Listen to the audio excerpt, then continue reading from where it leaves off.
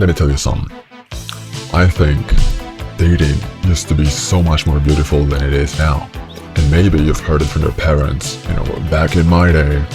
But I don't have a back in my day, I'm 21 years old. But somehow, I'm really nostalgic for a time I never lived through. Because look at dating and love in the 1950s. If you liked a girl, you didn't just text her hey, and then wait 3 hours because you didn't want to seem too interested. You called her house, and her dad picked up. Hello. Hello sir, may I speak to your daughter? You needed the courage as a man to ask somebody out. And then you'd pick her up. You'd bring flowers, right? You'd open the car door, you'd take her dancing, and you'd walk her back to her front. My point is, there was effort. We used to write love letters and make mixtapes. Do you understand how romantic that is?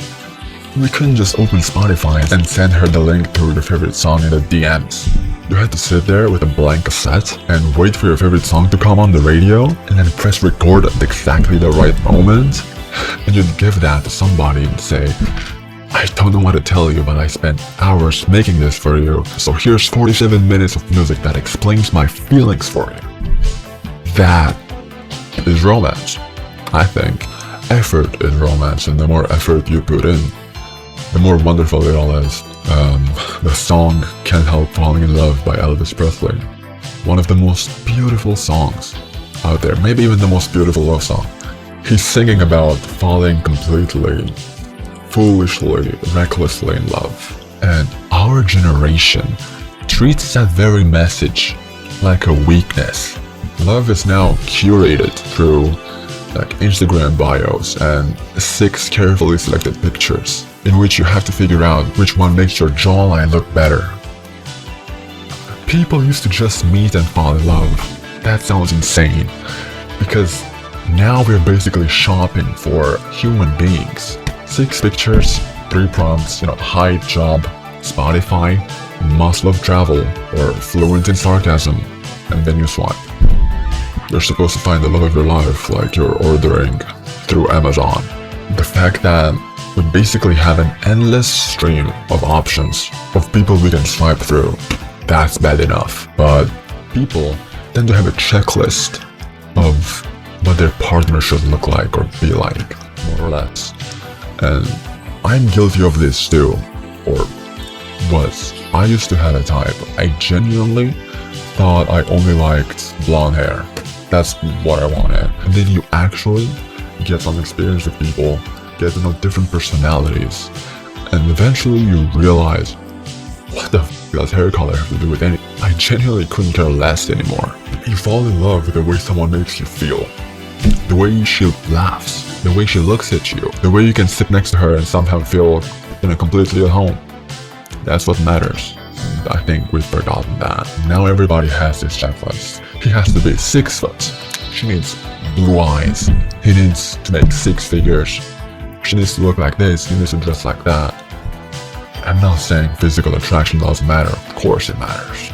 Of course. But there's a difference between having preferences and turning another human being into like a shopping specification.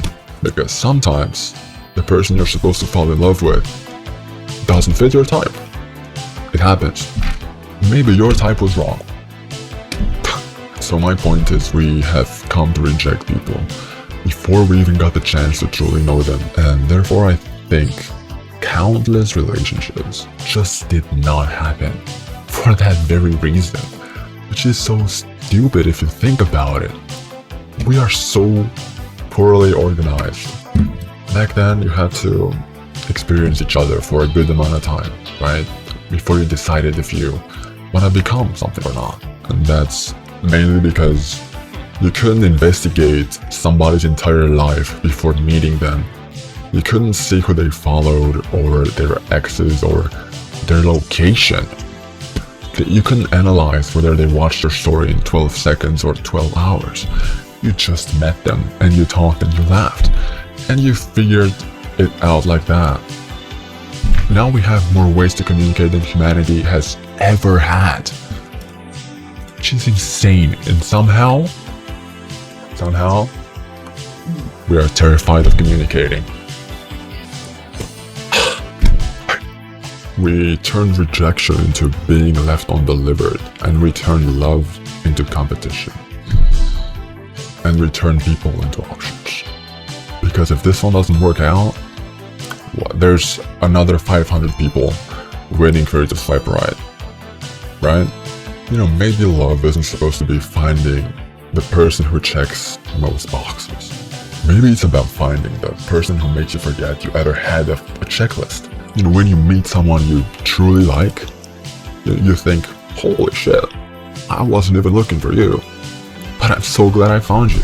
You know, love isn't supposed to be convenient. You're supposed to take risks looking stupid, and you're supposed to care too much, because that shows you actually mean it. And I would much rather be the idiot who still believes in that than the guy who stopped believing in love because dating became inconvenient. Thank you.